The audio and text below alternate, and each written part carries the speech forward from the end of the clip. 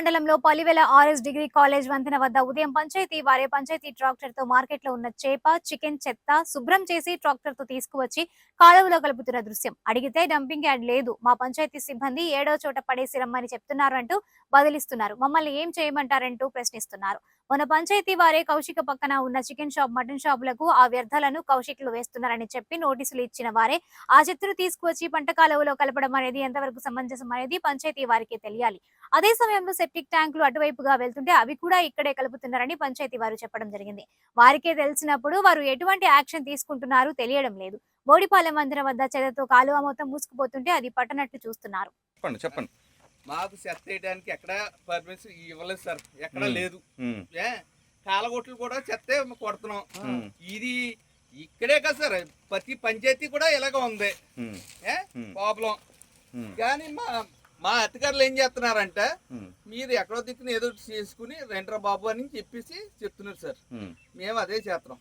మాకు సంవత్సరాల నుంచి జీతం లేకపోయినా ఇలాగే చేస్తున్నాం. సంవత్సరం జీతం లేదు సార్ మాకు.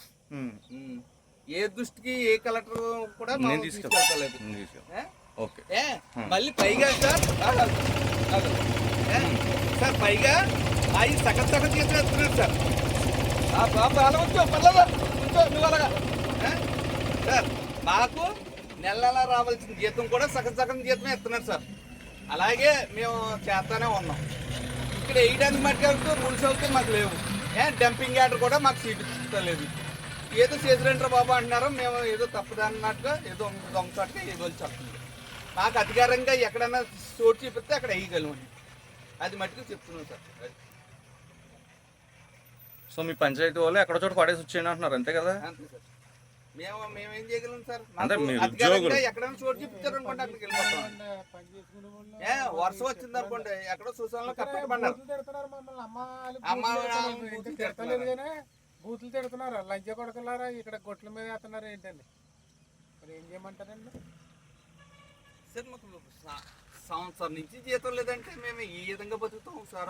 జీతం గురించి మాట్లాడదాం, ఈ చెత్త గురించి ఒకసారి చెప్పండి. ఈ చెత్త గురించి చెప్తే మాకు అధికారంగా ఎక్కడ సూట్ ఇవ్వలేదు సార్. వర్షం వచ్చిందనుకో, వర్షం రాకపోతే శ్మశానంలోకి వెళ్ళి కప్పెడతాం సార్. ఇప్పుడు బండి అవుతే కదలదండి. అది కారణం చేత మేము కాలంలో ఇవ్వాలి చెప్తుంది. అది అధికారంగా ఇంకొక చోటు చూపిస్తే మేము అక్కడ వేస్తాం సార్. జరిగింది సంగతి.